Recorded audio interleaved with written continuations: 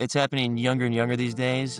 Typically, you associate low testosterone levels with middle-aged to late-age men, which is true. But I see it a lot more commonly too in 20. But what's really exciting, most people come because they want to improve those symptoms they're dealing with, and that's great. We can take care of that. But what's really exciting and encouraging, and it should just kind of let the patient kind of rest at ease a little bit more, is the things that are going on underneath the hood, the things that are not perceivable.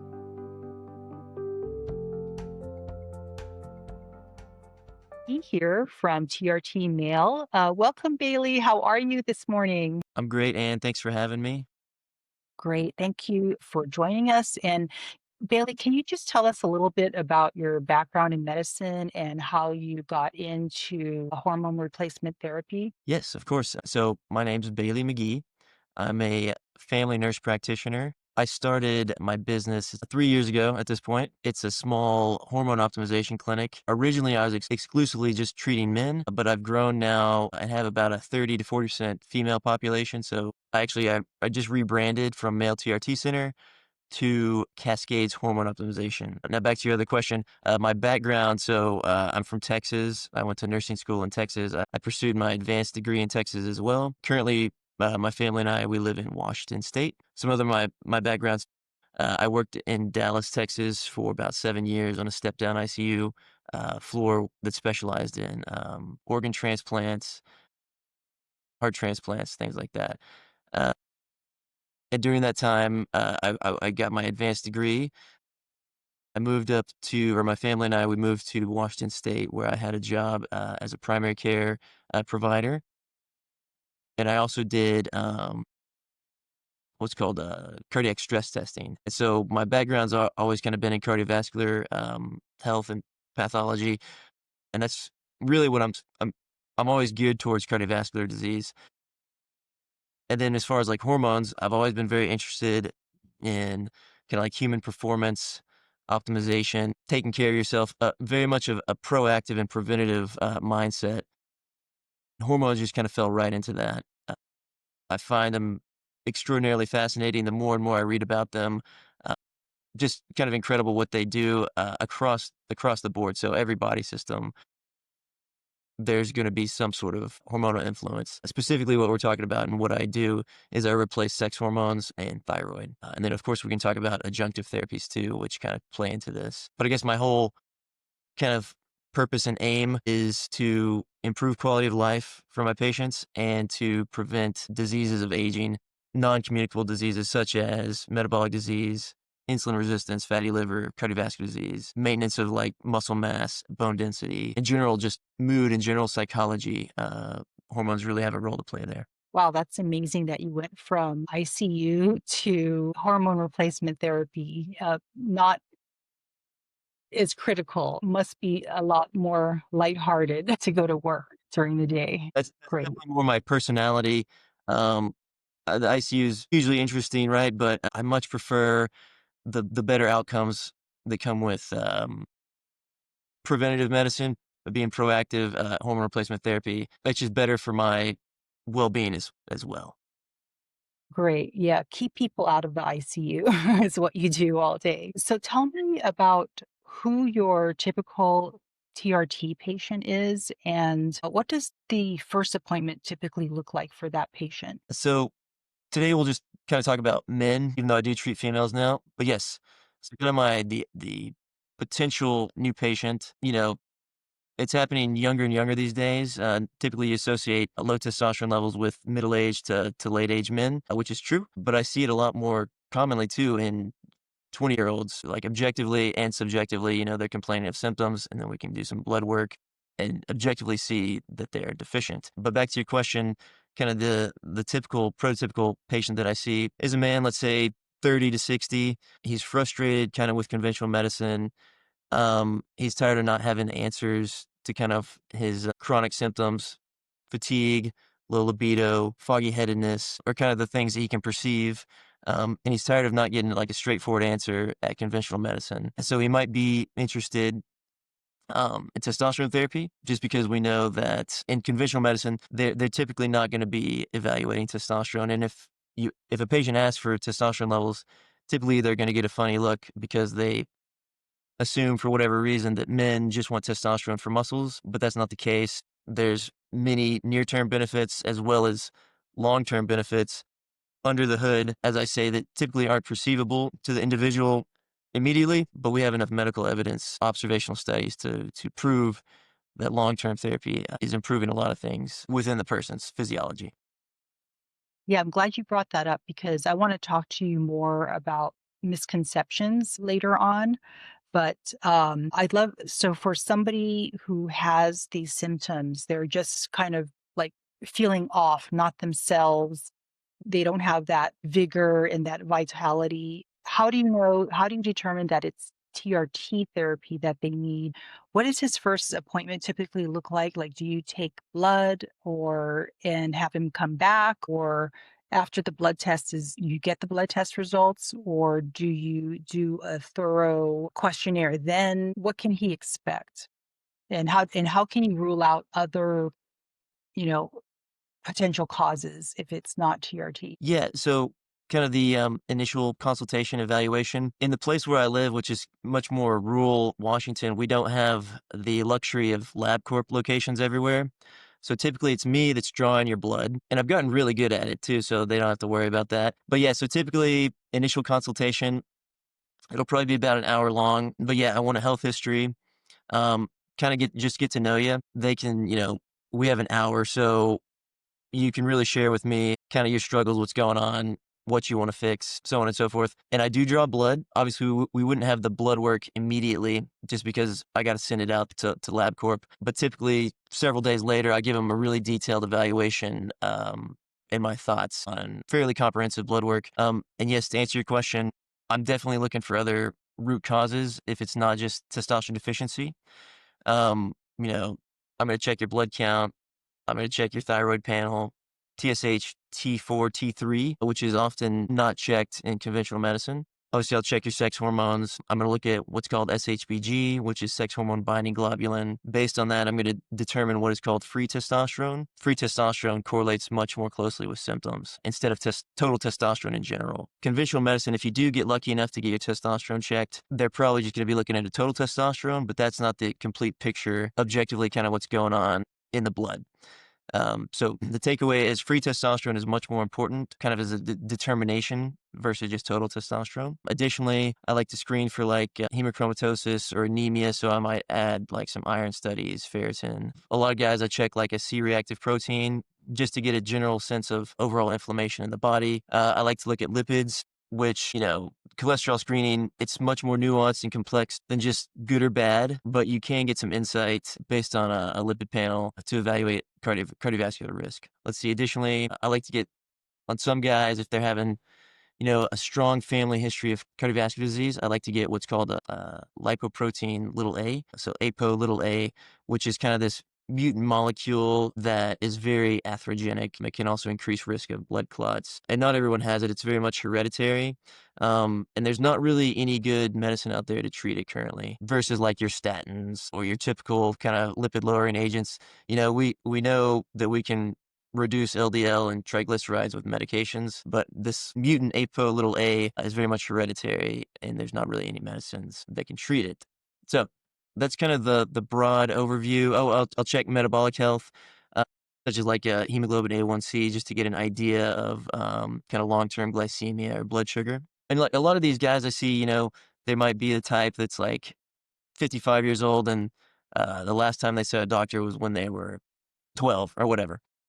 So it's really good to screen that because I want to consider all the root causes. I just mentioned hemoglobin A1C.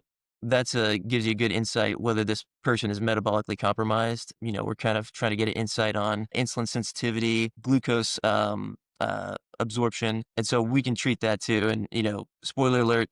Testosterone really helps glycemia. Of course, like you get a man more active, he's starting to lose weight, so on and so forth. Glycemia is just going to get better over time, which is just going to be a benefit to that man anyways, and a reduced risk of future disease. Well, that's great because, men are so underserved in healthcare. I think for a lot of men, they have to have a limb severed or be rushed to the emergency room in order to see a doctor. So it's great that, a man coming in for hormone therapy will be assessed as a whole, and whatever it takes to get him there, that's fantastic. So I love that you are completely thorough in your blood work and you're kind of acting as that primary care physician role almost with the comprehensiveness of your labs. I was gonna say, yeah, my whole goal. So I'm not just focused on hormones, although that's what my expertise is in for sure. But I'm trying to mitigate or reduce the likelihood of, once again, metabolic disease, insulin resistance, cardiovascular disease, things like this. And so it's really important just to get an insight with some of the baseline lab values, just so we can also have like some measurable changes as time goes by. Like I mentioned, glycemia typically really improves on testosterone therapy, especially if you get a man who's serious about changing his lifestyle. He's starting to exercise. He's making better food choices. This guy's going to do really well. Fantastic.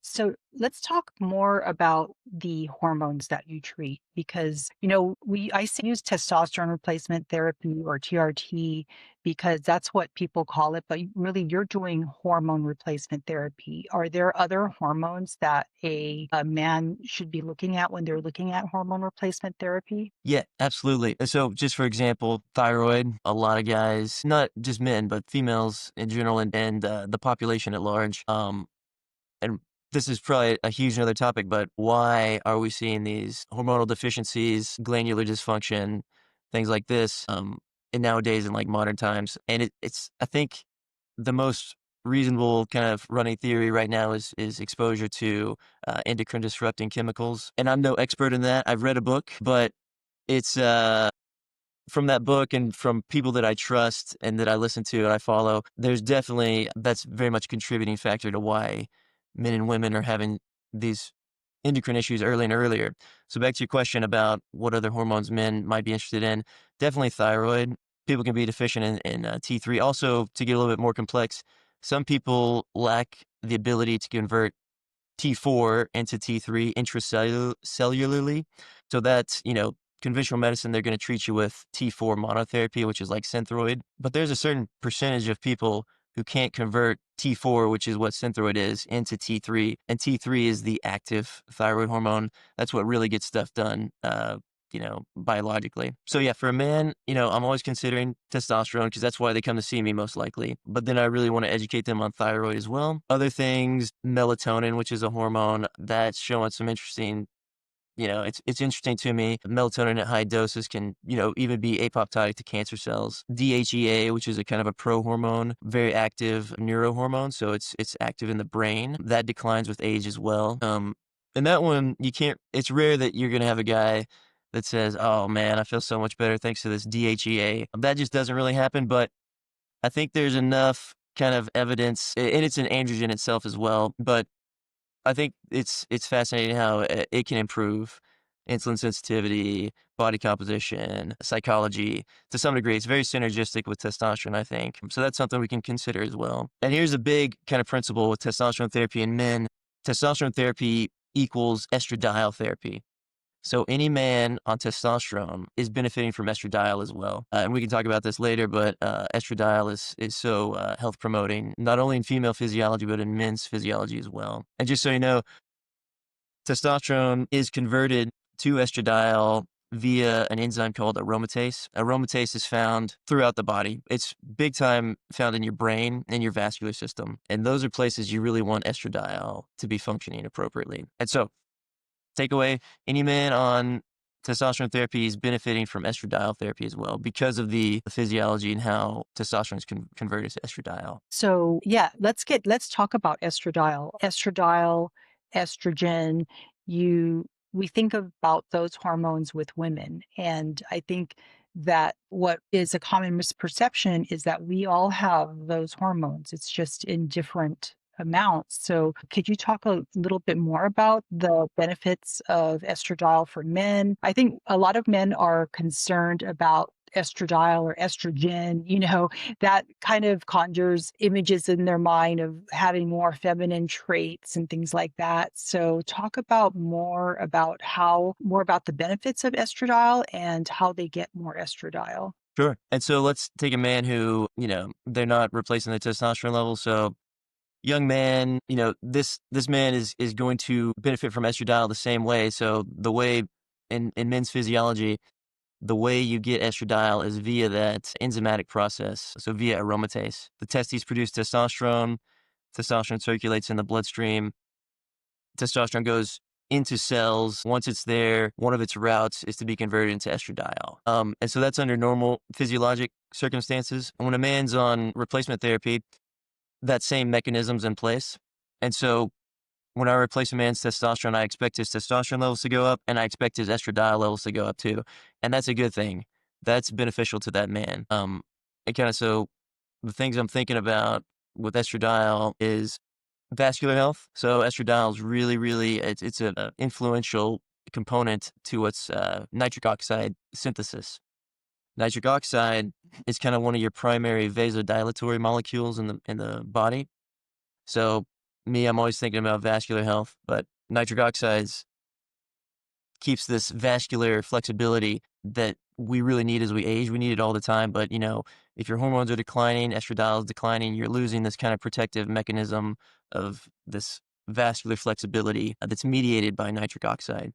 So estradiol is a component of that. And kind of a side note, I'm always thinking about what's called endothelial function. So the endothelial layer is what lines our blood vessels, and it's kind of ground zero for the first defense for developing atherogenic plaque. So you want to do whatever you can to protect this endothelial layer, and estradiol is a component of that. Additionally, I'm thinking about bone health. Even in men, estradiol is a component of bone strength and was it osteoblast, the cells that rebuild bone. So even men, as they age, they start losing bone density. And so if a man's on testosterone therapy, therefore his estradiol is better, therefore he's got better bone strength. Thirdly, this one's really key with estradiol, and that is it helps reduce fat depots around organs. So what I'm getting at is like visceral fat accumulation. Estradiol is kind of one of the only molecules that directly affects visceral fat accumulation. Visceral fat, that's the stuff that surrounds your organs. So it's not the stuff you can pinch on the outside, it's what's internally surrounding your organs. This has been shown to produce adipose cytokines, which are pro-inflammatory molecules. And it's kind of the cornerstone of metabolic disease, if you will. These cytokines travel directly to the liver, cause some liver dysfunction, irritation, potentially worsening insulin resistance, fatty liver infiltration, dyslipidemia, obesity. Anyways, the down the line effect. Anyways, if you can have a molecule such as estradiol that helps mitigate that fat accumulation viscerally, that's an incredible benefit right away. Another thing I think about is postmenopausal women. Once their ovaries fail, you start to see changes in their body composition as far as like where fat is stored. And so you typically get this kind of the fat accumulation, adiposity. Instead of like when you're younger, when females are younger, premenopausal, typically they gain fat in their hips and their legs. But postmenopausal women, after they lose estradiol, you start seeing this visceral fat accumulation. And let's see what another exciting thing about estradiol is it's a key antioxidant. And so kind of throughout our day, we are having metabolic processes going on. And one of you're either creating energy or you're having byproducts of that energy creation. And the byproducts are something called reactive oxygen species. So like free radicals are one of them. There's several others that I would have to look up again to tell you exactly. But just imagine, and so on the opposite side of that, you have your antioxidant defense system, so to speak. And so I describe it as kind of a scale. You have reactive oxygen species on this side, and then you have antioxidant load on this side. And you want the antioxidants to outweigh the reactive oxygen species. Those reactive oxygen species will cause eventually what's called oxidative stress on the cells, leading to dysfunction and eventually pathology. And so, going back to estradiol, it is a antioxidant antioxidant itself, and then it also upregulates various other antioxidants. And so it contributes to the scales in your favor where antioxidants outweigh the reactive oxygen species. And that's just going to benefit you everywhere, especially in the heart. I mean, everywhere, but I'm always thinking about the heart. But yeah, you're going to have less kind of like oxidative stress on cardiac myocytes, therefore leading to just healthier heart tissue, things like that. And this is happening across the body too. Let's see So what it else about sounds estradiol. Oh, it's involved in libido. It's involved in men's libido and females, sexual health. So you don't want, and like, we can talk about this later, but you really don't want to do anything um, to like negatively affect your estradiol levels. And we could talk about some of the medicines that other clinics use occasionally. yeah, let's talk about that because it's really interesting that, we think about hormone replacement therapy as just making us feel better. But it sounds like there's a cascading effect where we're probably feeling better because we're healthier and it sort of slows the progression of aging and death really and gets us healthier so that we're feeling better because we're probably healthier. Talk more about that. That's really fascinating. So the way I describe it is perceivable changes that people can notice kind of in the near and intermediate term. But what's really exciting, most people come because they want to improve those symptoms they're dealing with. And that's great. We can take care of that. But what's really exciting and encouraging and, it should just kind of, let the patient kind of rest at ease a little bit more is the things that are going on underneath the hood, the things that are not perceivable. That's like body recomposition, so increased muscle mass, reduction of visceral body fat, bone density, reduction of sarcopenia, which is muscle wasting. Like these things take a little bit longer and you can't really perceive them. Once again, metabolic health too, so improved insulin sensitivity, mitochondrial efficiency, so the mitochondria, the little organelles contained within majority of the cells in our body that produce energy called ATP, which is kind of the biologic currency of life. Anyways, these little organelles, there's hundreds or thousands of them contained in various cells of the body, but you're supporting their function as well. And if your mitochondria are functioning appropriately, you're producing adequate ATP via what's called oxidative phosphorylation. You're going to have healthy cells. You're going to have healthy tissue. You're going to have a healthy organ. You're going to have a healthy person. Anyways, so yeah, those are some of the things that are not perceived, but are what's going on. And then, of course, the perceivable things, mood is huge. Typically, that's kind of what people notice before anything else. We can talk about men. Normally, they're really noticing kind of more decisiveness, clear-headedness, reduction of anxiety, depression. Those are kind of some of the first reports I get. Also, improved libido. And those can, depends on where a man starts as far as his levels go. And then also, it's never so simplistic. There's other contributing factors and life circumstances, things like that. But if a man depends on where he starts, if he's very, very, very low and he's never experienced higher testosterone levels in his life, this is the guy that's going to be like, the veil's been lifted. Oh my gosh, this is what I could feel like. Versus some guy who might just be having a few symptoms, but maybe he really just wants to optimize his life and maybe help mitigate disease in the future. He's probably not going to notice these things as drastically as this man who's extraordinarily hypogonadal. But yeah, And there's how near-term, soon intermediate, and long-term benefits that are going from our and how therapy. soon do they start to feel better? Difficult because every guy's kind of on a different timeline. Normally I'm hearing improvements at kind of the 3-week, 4-week mark. Definitely something. They're like, something's different here. And then I really think you have to give it at least 6 months um, before like you're like, okay, wow, I'm really noticing some changes here. And then on top of that, if a man is aggressively changing his lifestyle, so this man's exercising now, he's making better food choices, he's sleeping better, he's going to change dramatically. And then at the 6-month mark and beyond, really fertile ground for him to build a healthy lifestyle on, for sure. That must be really rewarding to be able to see patients really flourish like that over a period of time. Let's switch gears. Let's switch back a little bit because I wanted to go over some of the blood tests, you know, some of the blood work that you look at and kind of go over some terms that people might be a little bit confused about. Let's talk about hematocrits. Should someone be concerned? Should a man be concerned about elevated hematocrit levels? So hematocrit, that is it's a percentage, but what it is it's the amount of red blood cells contained within the serum volume. And it's expected for hematocrit to go up with testosterone therapy. So testosterone will stimulate erythropoietin, which is a hormone that it starts in the kidneys, but it goes to the bone marrow and it stimulates red blood cell production. So if you're increasing red blood cell count, therefore you're going to be increasing hematocrit as well. This is always kind of a hot topic because the question comes down to, is elevated hematocrit dangerous? And the main concern is, is it going to increase my risk of blood clot? Something like that.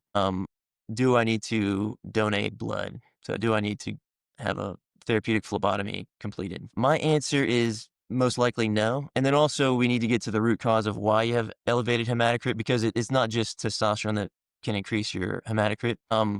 And for terminology, this is called secondary erythrocytosis. It's often confused with what's called polycythemia vera, which is a blood cancer. And with polycythemia PV, let's call it that, you're going to have an increase in red blood cell count. You're going to have an increase in white blood cell count, increase in platelets. So across the board, you're having increased blood counts in various markers instead of just red blood cells alone. Those people, they do have an increased risk of blood clot.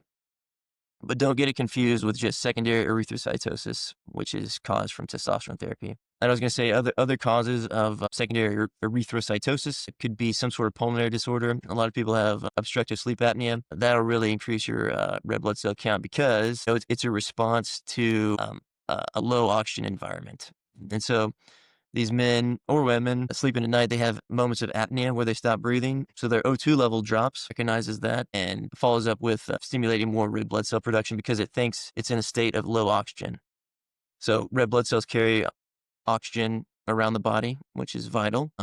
Anyways, so if you're having multiple apneic moments at nighttime, low oxygen environment, your body's going to respond by producing more red blood cells, therefore increasing your hemoglobin and hematocrit. So that's one cause, of elevated hematocrit apart from testosterone therapy. But I bring it up because it's important because you don't want to, or you just want to be really careful if someone has untreated sleep apnea and then you're starting to treat them with testosterone. Once again, the outcomes might not be negative, but we just need to be careful. And so I screen a lot of guys for obstructive sleep apnea just so they can get that treated, typically with a CPAP, which no one really likes. But there's other ways to kind of help reduce obstructive sleep apnea, such as weight loss. It's a big one. But people are surprised how the consequences of obstructive sleep apnea, because you think, it's just tired, I'm wiped out, fatigue. That's just kind of the tip of the iceberg. Kind of going back, once you're in a low oxygen environment at nighttime, you're stimulating the sympathetic nervous system, which you need if you're being chased by a lion. But if you're sleeping, trying to recover, you don't need sympathetic nervous system activation. You're going to have an increased blood pressure, heart rate, kind of it can even affect insulin sensitivity, surprisingly. And then, of course, if you're getting poor sleep, your psychology's bad, your energy's bad. You might be prone to snack on tasty, sugary things more easily. It's just like this compounding effect that's bad. So anyways, all that to say, obstructive sleep apnea is very serious, and you got to get that evaluated and treated. And it's a lot of people have obstructive sleep apnea, and they might not know it. Manage How do you manage elevated hematocrit levels? So a lot of clinics kind of encourage therapeutic phlebotomy, but I'm opposed to that unless you want to do it for altruistic reasons to donate blood. But as far as like a treatment for high hematocrit, it's kind of shooting yourself in the foot, especially in the long term. And so typically, if someone has a high hematocrit, and they donate blood, they're going to drop their hematocrit and their red blood cell count.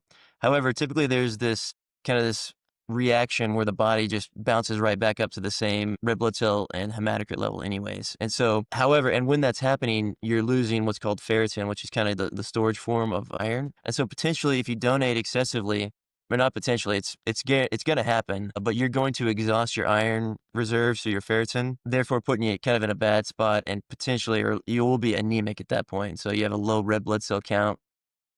Anemia causes all sorts of problems, fatigue, malaise, wiped out. And so you're kind of doing yourself a disservice if you're donating blood excessively. The way that I kind of manage hematocrit, typically it's kind of a dosing thing. And so if a man's having high hematocrit, well, I'm going to evaluate root causes anyways, and trying to rule out some sort of pulmonary issue. But what I'll probably do is I'll increase the frequency of testosterone administration. So, for example, if he's doing it once a week, I'll increase it to 2 or 3 times a week. Therefore, you don't have quite the high peak testosterone. If you get like a big bolus of testosterone, you're going to have a big peak. But if you have more frequent administrations, you have a more moderate peak. And it's that real big peak that really stimulates this erythropoietin, which stimulates red blood cell production. And so that's a good way to go about it. If it's still a problem, we might have to reduce the dose a little bit. But here's the thing, it's not a guarantee. There's no evidence suggesting that an increased hematocrit will lead to hypercoagulability, so an increase in blood clot. If someone's getting blood clots, it's for another reason. Typically, it's like platelet dysfunction comes to my mind, and platelets are really responsible for the initial kind of blood clot formation. And so the takeaway is, sorry.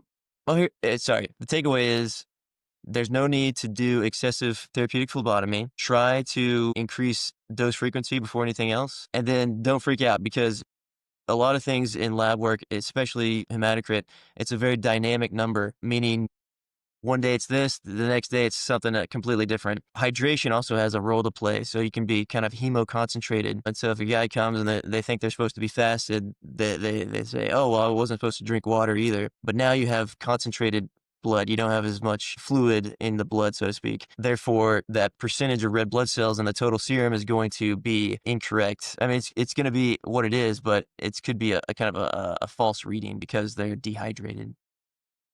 And so if you have a really high hematocrit, don't freak out. Get your blood drawn again. But before you do, drink like a liter of water, and it might be completely normal. Interesting. So while we're on that vein, let's talk about some other misconceptions that people might have about hormone therapy and specifically testosterone replacement therapy. I know that there are a lot of myths and misconceptions. What's the biggest hesitation, I guess, do some of your patients have before they saw you, or do you hear about people kind of like reticent about getting testosterone replacement therapy because of some misconceptions or myths? Yes. By the time I see a patient, they've probably already done enough self-research themselves that they're kind of already convinced. But whenever we sit down, we can go over medical literature if they want to. That's kind of nerding out stuff for me, but some guys might appreciate it. But some common misconceptions, kind of the big one is prostate cancer risk, cardiovascular disease, and blood clot.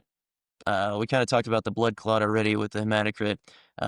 Prostate cancer, um, this myth has been debunked. Um, it's still just kind of still is very much in the conventional medicine's mindset, even though there's a lot of evidence proving that it doesn't. And so, like in the past, they thought testosterone caused and worsened prostate cancer. But this is thankfully because of a man named Abraham Morgenthaler. He's a urologist, but he kind of questioned the conventional approach, and he started looking into that, and he proved that actually um, testosterone does not increase the risk of prostate cancer growth. And he's kind of debunked that. The most popular um, kind of viewpoint on this is what's called the saturation point. And so the prostate only has so many androgen receptors. That's where testosterone communicates. And at a certain level, all of those receptor sites are saturated. Therefore, increasing the level any further does nothing, because there's no way that the testosterone can communicate with the receptor site anymore because it's saturated. Other myths are that that testosterone will cause cardiovascular disease. It's actually contrary to that. Testosterone tends to improve cardiovascular health, especially in a man who's having aggressive lifestyle changes. But yeah, it's going to improve cardiac output. It'll improve kind of vascular health, back to the endothelial layer and estradiol benefits, improves exercise capacity, improves psychology. So a man's going to start exercising more, so on and so forth. And even there was one kind of interesting read, like I think it was back in the 40s or 50s, but they actually used intravenous testosterone for treat angina, which is chest pain. They don't do that now anymore, but it was kind of an interesting little read. And like the guys on the exercise stress testing actually improved with intravenous testosterone injections. Anyways, we don't do that here, but it's an interesting read at least. Another myth, a misconception that I like to kind of educate my patients on is testosterone is not going to make you jacked. It, that comes with dedicated work in the gym, appropriate nutrition, so on and so forth. In social media and advertising, testosterone is associated with big muscles and bodybuilders, but kind of more of my clientele is more interested in the psychological improvements and improving their long-term health. I mean, testosterone is definitely a component of muscle building and muscle protein synthesis, but you're not going to take testosterone and look like Arnold Schwarzenegger. So that's a kind of a misconception that I have to put away, or like teach people. Like, if you want to have an incredible physique, that takes time, effort, dedication. Testosterone will help you, absolutely, but it's not like a quick fix at all.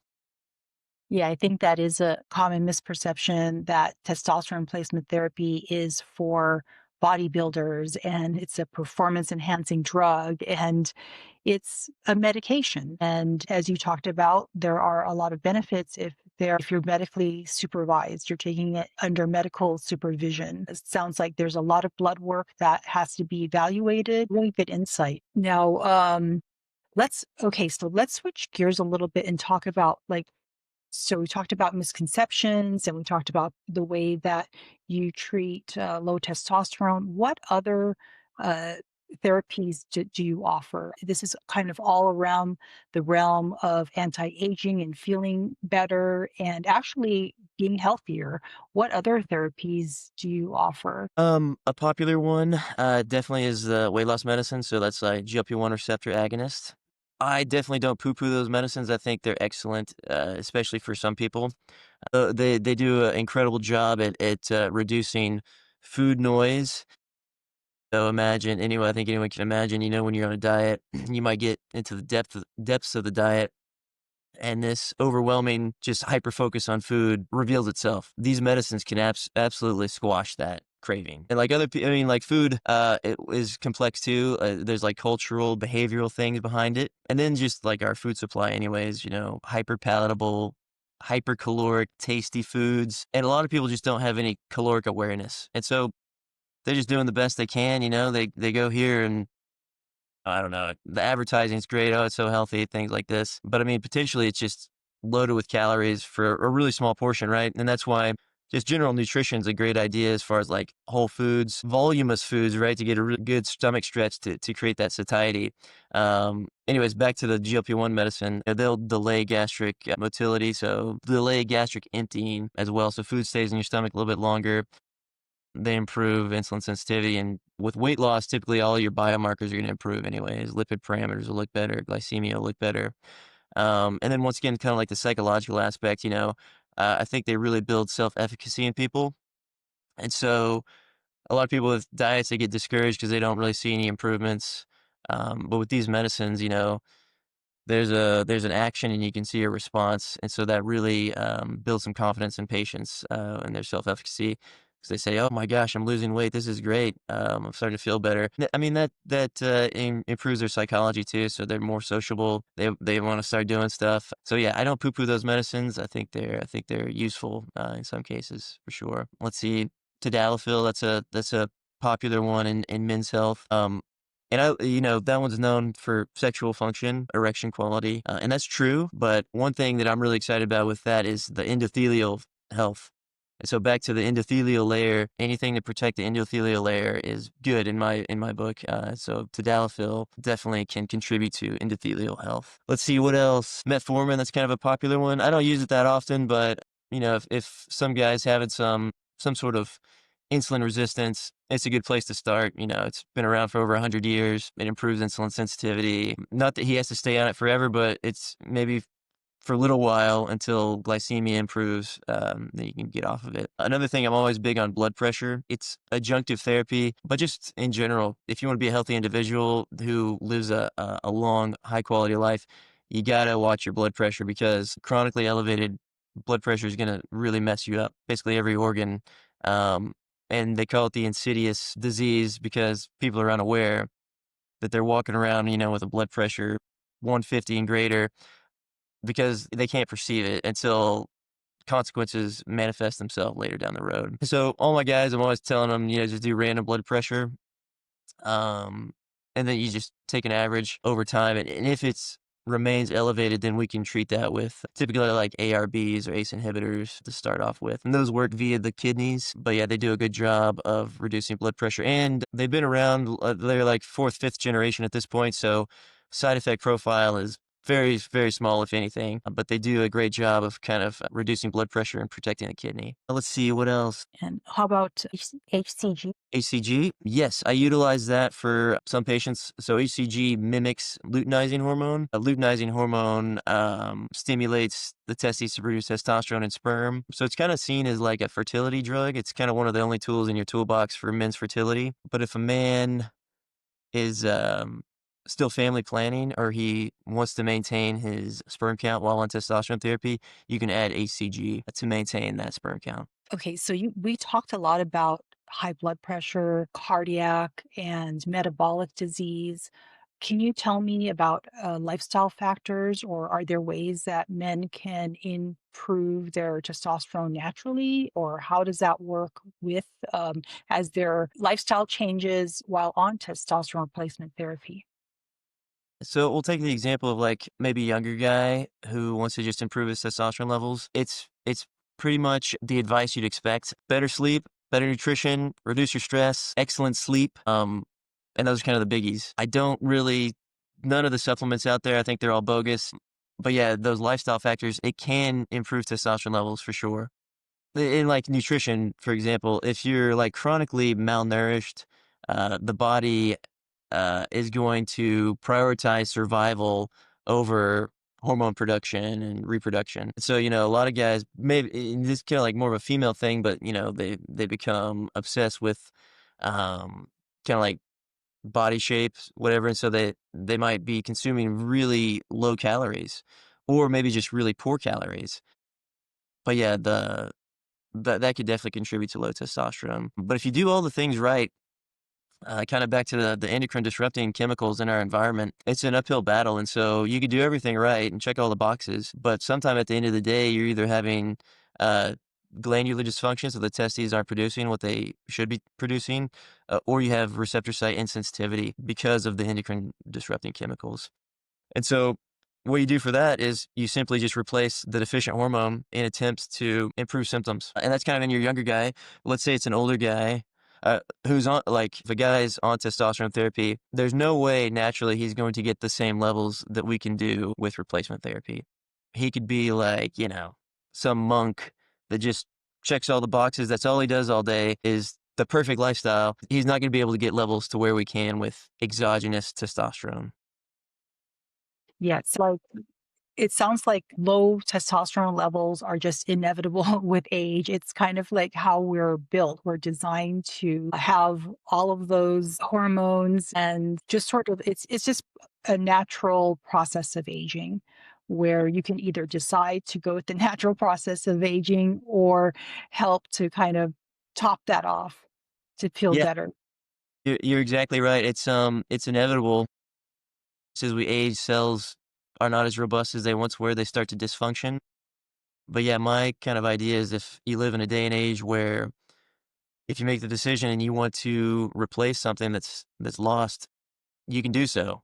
Uh, like 100 years ago, sorry, you're not going to be able to. Maybe over 100 years ago, anyways.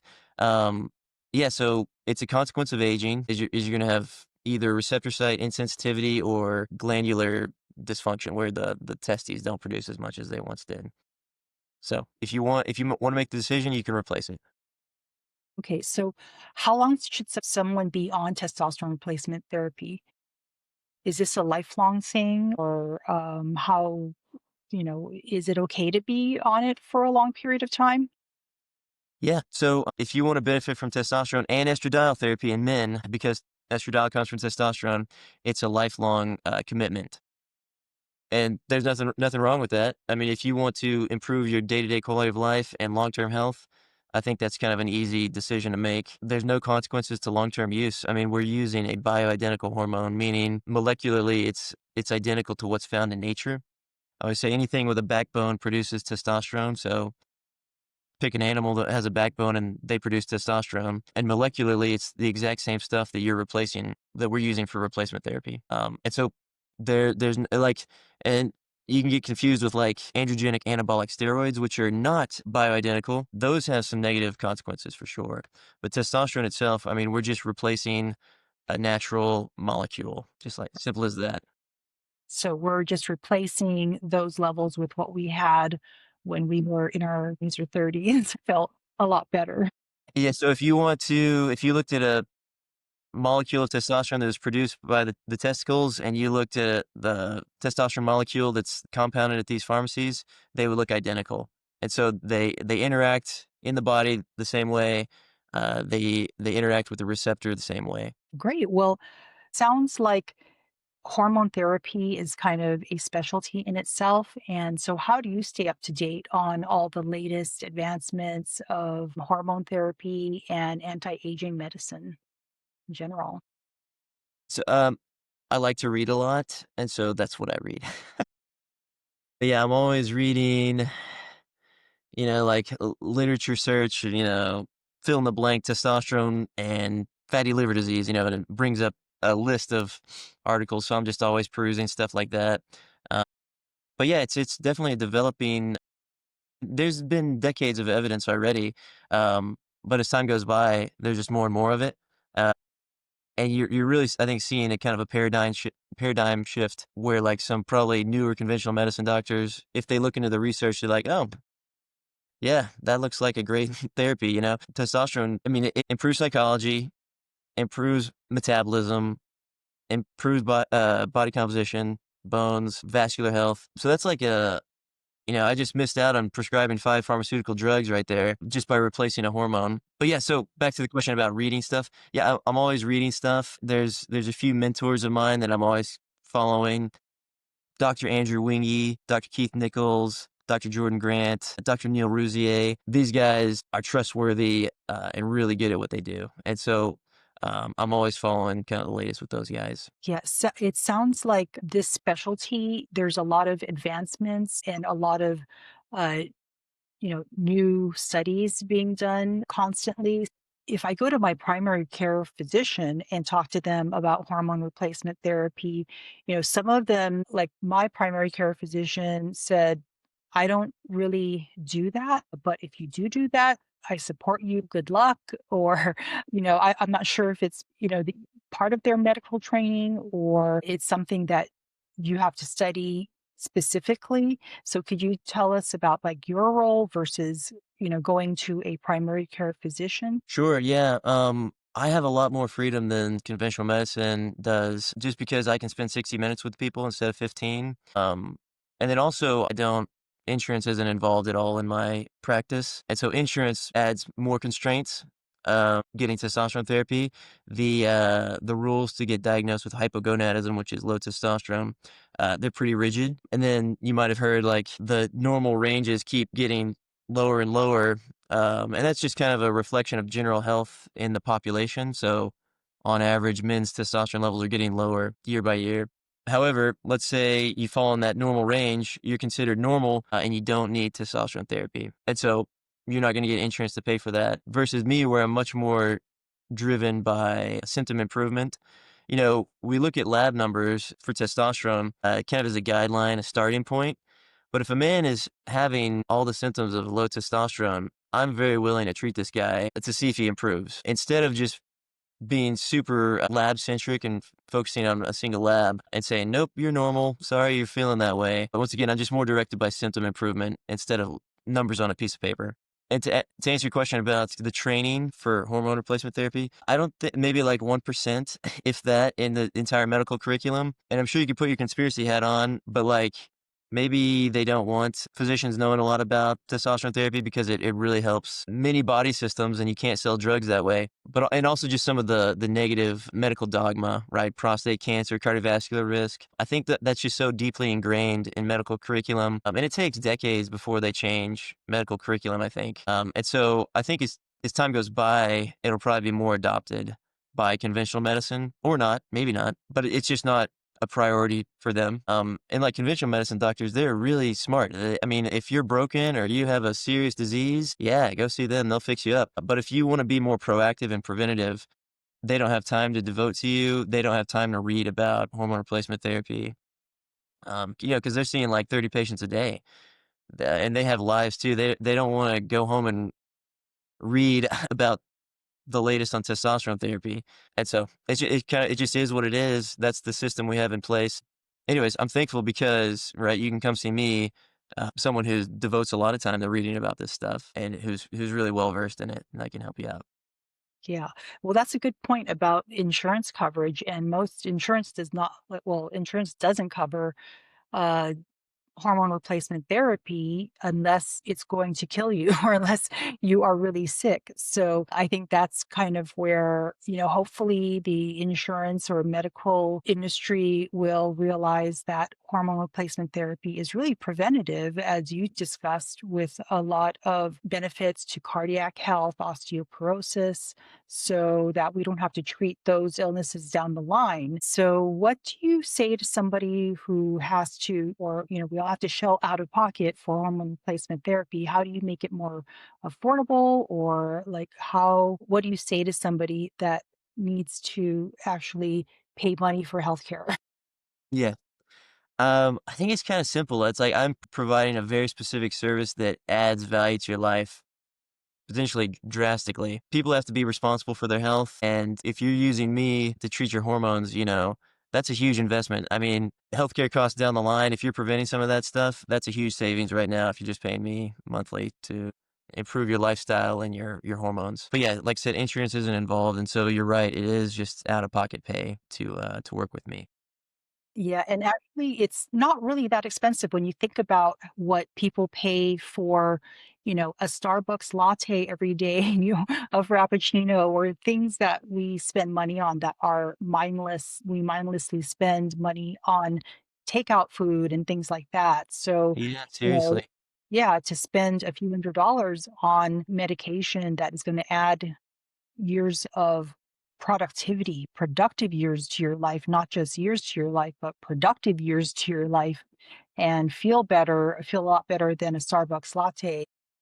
It's, I think it's a no-brainer. Yeah, incredible value versus paying frivolously on other stuff. Also, I was gonna mention, even, like, healthcare itself is so expensive, like, people pay $500 to $1,000 a month anyways, which, crazy expensive, but yeah, I mean, it would be I can see how it's tough to pay for your required healthcare, and then you have to pay for this specialty service as well.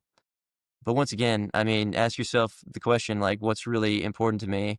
And if health is a priority and you want to perform your best and kind of feel your best, uh, like you said, it's kind of a no-brainer. I think it's a straightforward decision, uh, economically. Like, I would rather pay for this because it's adding something to my life I really value. Great.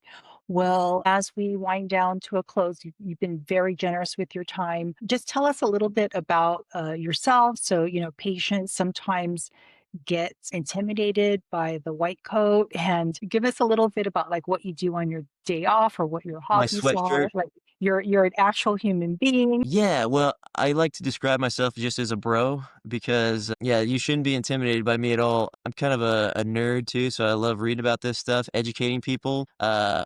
At home, I like to, I mean, I walk the walk too. I'm exercising and lifting weights 5 times a week, maybe 6, but I just love it. It's such a habit. It's a bad day is a day that I'm not active. I'm eating, as best I can. Other things, let's see, my wife and I, so we live in, rural Washington, pretty close to the North Cascades range. But we love camping, going outside. We have a 18-month-old son, so we like taking him places and watching him experience new things. Let's see, we like paddleboarding. We like going to lakes. I'm interested in getting into mountain biking. That's something I've been interested in. And like I said, I read a lot. But yeah, we're that's kind of what we're about at home. Just reading, watching old Office episodes, and exercising. Well, very relatable. So if somebody wants to come work with you or have you work with them, how can they, like, who do you work with? Do you work with just people in your area, or do you have telehealth or anything like that? Yeah, so it's kind of a hybrid practice. So I do telehealth and also in-person visits. I see anyone in Washington State or Oregon State. So those two states I have patients in. If they want to work with me, they can look me up on the internet. I'm actually currently going through a rebranding because I treat like the 30-40% female now as well. And we can talk about that maybe on another podcast if you like, but we can talk about estradiol, progesterone, thyroid, as it relates to female physiology. But yeah, so our new name is going to be Cascades Hormone Optimization, and the website's going to go live I think next Monday or Tuesday. But currently, my website is trtmail.com. There's a contact email on there or a phone number if they want to reach out to me. Okay, well, I'll be sure to have all of the up-to-date information in the episode show notes, or, in the description box on how to get in touch with you. So anyone living in the Oregon or Washington area, Bailey sounds like a really nice guy. Yeah, well, thanks. I appreciate it. Great. Well, thank you so much, Bailey. Anything else you want to add that I forgot that I didn't ask you? Not off the top of my head, there's so much to talk about. There But I is. think we got a good starting point for sure. And I run into the same problem with like consultations too, because it's 60 minutes is a hard time. One, to get to know someone. Two, describe why you're here, what's your problem. Three, kind of why you'd consider testosterone therapy, how it works, risks, benefits. Four, like lifestyle factors, hard training, nutrition. So it's really difficult to get all of that in 60 minutes. And so that's why, like with most of my patients, I'll send them emails and stuff, just kind of like newsletters to remind or just to educate them further, kind of what I'm thinking about, like the importance of muscle mass, how vitally important that is for not only your independence as you age, but also as a metabolic tissue. And so, kind of like you want to build and maintain as much muscle mass as you can as you age to kind of protect you later in life. It's kind of like an investment account, that pays dividends in the future. Well, it sounds like it's kind of a catch-22 because your hormones are kind of, or the lack of hormones prevent you from working out and having a good lifestyle. And so this is kind of what they need to actually give them the get up and go to actually go and work out and do the things that they need to do to be healthy. I'm a bit biased like everyone is, but yeah, I think society and civilization would be a nicer place if everyone was on hormone replacement therapy. They had good psychology, good relationships. They pursued healthy activities, which just kind of like positively enforce all the other things. So, Great. Well, thank you so much for being on, and hopefully we'll have you back to talk more about those other things and get a little deeper dive. But thank you so much for dispelling all the myths and giving us a good overview on what it looks like to start hormone replacement therapy for men. yeah, thanks, Anne. Okay, thank Thanks for having me. you. Thanks.